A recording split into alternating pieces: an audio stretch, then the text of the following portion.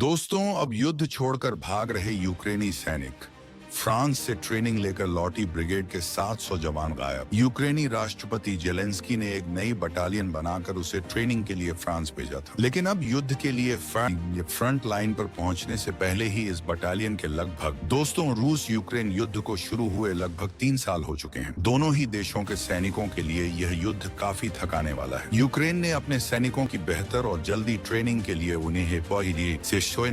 उन्हें अलग अलग पश्चिमी देशों में भेजा हुआ है, लेकिन हाल में सामने आई एक रिपोर्ट के मुताबिक यूक्रेन की एक हाई प्रोफाइल ब्रिगेड, जिसे खुद जेलेंस्की के कहने पर बनाया गया है, के 1700 सैनिक फ्रंट लाइन पर पहुंचने से पहले ही युद्ध से भाग खड़े हुए हैं। यह स्थिति यूक्रेन के लिए और भी मुश्किल भरी हो जाती है, क्योंकि यूक्रेन की सेना कई मोर्चों पर लगातार युद्ध लड़ रही है। हाल ही में सामने आई एक रिपोर्ट के मुताबिक यूक्रेनी सेना की कई बटालियन लगातार युद्ध लड़ रही हैं। उनको पीछे हटाकर नए सैनिकों को खड़ा करना यूक्रेन के लिए मुश्किल हो रहा है। दोस्तों, वीडियो में आगे बढ़ने से पहले हमारे चैनल को सब्सक्राइब करें, इससे हमारे दिल को सुकून मिलता है और साथ ही आपको भी। दोस्तों, डेली टेलीग्राफ की रिपोर्ट के मुताबिक यूक्रेन की 155वीं मैकेनाइज्ड ब्रिगेड के 5800 में से 1700 सैनिक भाग गए हैं। इस टुकड़ी के सैनिकों को फ्रांस की सेना ने पश्चिमी यूक्रेन, फ्रांस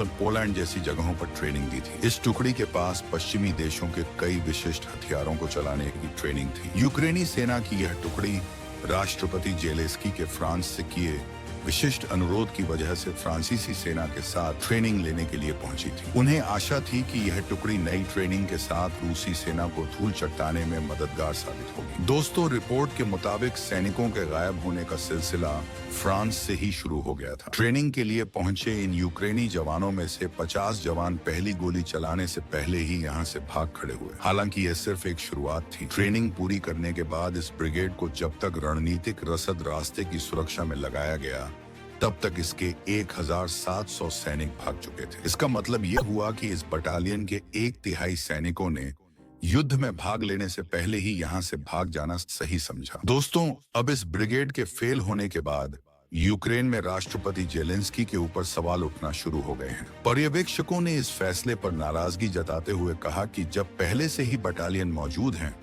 तो फिर एक नई बटालियन बनाकर उसमें भर्ती करने की जरूरत ही क्या थी। हम पहले वाली बटालियन में भी भर्ती करके उन्हें ट्रेनिंग के लिए भेज सकते थे। दोस्तों, एक यूक्रेनी अखबार ने इस पूरी घटना पर लिखा, यह वास्तव में एक अपराध है। यह सैनिकों का या उनके अधिकारियों का अपराध नहीं, बल्कि कमांडर इन चीफ, रक्षा मंत्रालय और नेताओं का अपराध है। इन्होंने लोगों का जीवन और पैसा बर्बाद किया है। पहले से मौजूद बटालियन को मजबूत करने की बजाय नई बटालियन बनाने की जरूरत ही क्या थी। यह लेख यूक्रेन रूस युद्ध की ताजा स्थिति, यूक्रेनी सैनिकों के मोर्चा छोड़ने और फ्रांस में ट्रेनिंग प्राप्त ब्रिगेड के जवानों की रहस्यमयी गुमशुदगी पर विस्तृत जानकारी देगा। इसमें यूक्रेनी सैनिकों की स्थिति, उनके मनोबल में गिरावट, युद्ध के मोर्चों पर चुनौतियां और यूरोपीय सहयोगियों से मिले प्रशिक्षण का विश्लेषण किया जाएगा। दोस्तों, यूक्रेन और रूस के बीच जारी युद्ध ने दुनिया भर में भू राजनीतिक माहौल को प्रभावित किया है। हालांकि युद्ध में शुरुआत से ही यूक्रेन को पश्चिमी देशों का समर्थन मिला है, लेकिन जमीनी हकीकत इससे अलग है। ताजा रिपोर्ट्स के अनुसार फ्रांस से प्रशिक्षण प्राप्त करके लौटे 1700 यूक्रेनी सैनिक युद्ध के मैदान से गायब हो गए हैं। इसके अलावा बड़ी संख्या में सैनिक युद्ध के मैदान छोड़कर भाग रहे हैं। इस लेख में इन घटनाओं के पीछे के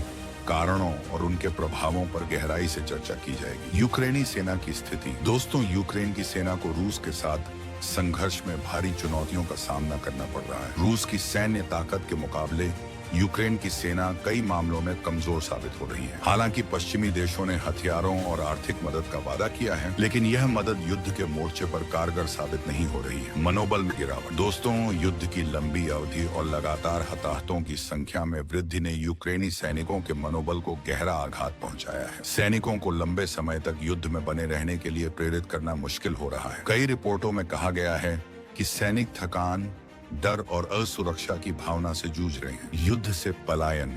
दोस्तों, ताजा रिपोर्ट्स के मुताबिक बड़ी संख्या में यूक्रेनी सैनिक युद्ध छोड़कर भाग रहे हैं। इन सैनिकों के पास पर्याप्त संसाधनों और हथियारों की कमी है। इसके अलावा रूस की ओर से चलाए जा रहे साइबर युद्ध और प्रचार अभियानों ने भी यूक्रेनी सेना के मनोबल पर नकारात्मक असर डाला है। फ्रांस से लौटे 1700 सैनिकों का गायब होना। दोस्तों, फ्रांस ने यूक्रेनी सैनिकों को विशेष सैन्य प्रशिक्षण प्रदान किया था ताकि वे रूस के खिलाफ युद्ध में कारगर साबित हो सकें। लेकिन इन सैनिकों के गायब होने की खबर ने सबको चौंका दिया है। यह घटना यूक्रेन के लिए गंभीर चुनौती साबित हो रही है। प्रशिक्षण कार्यक्रम की विफलता।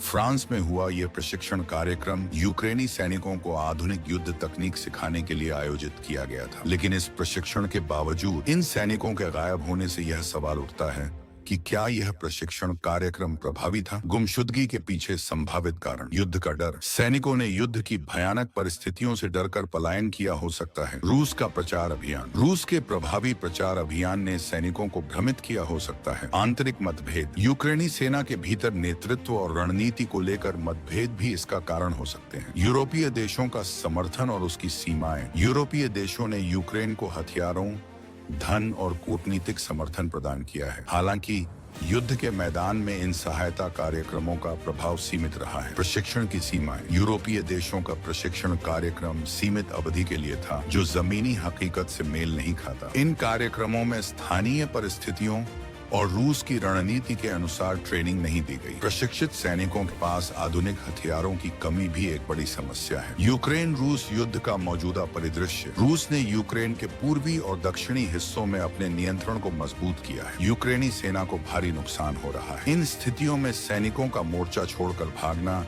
यूक्रेन के लिए बेहद चिंता का विषय है। रूस की रणनीति। रूस ने अपनी सैन्य रणनीति में बदलाव करते हुए साइबर युद्ध और प्रचार अभियानों पर जोर दिया है। इसका मकसद यूक्रेनी सैनिकों और आम जनता के मनोबल को तोड़ना है। यूक्रेन की रणनीति में बदलाव की जरूरत। यूक्रेन को अपने सैनिकों के मनोबल को बढ़ाने के लिए नई रणनीतियां अपनाने की जरूरत है। यूरोपीय सहयोगियों से अधिक प्रभावी हथियारों और संसाधनों की मांग की जानी चाहिए। सेना के भीतर नेतृत्व को मजबूत किया जाना चाहिए। युद्ध से जुड़े मानवाधिकार मुद्दे।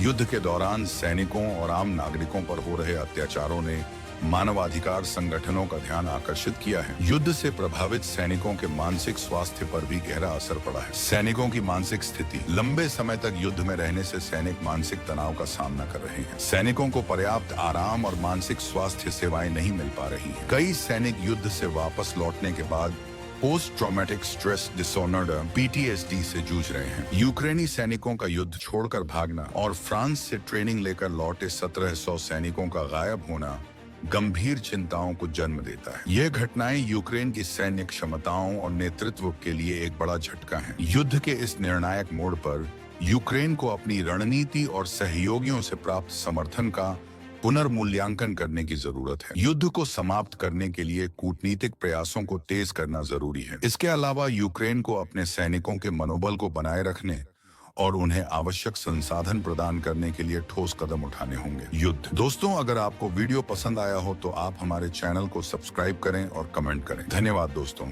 जय हिंद, जय भारत, वंदे मातरम।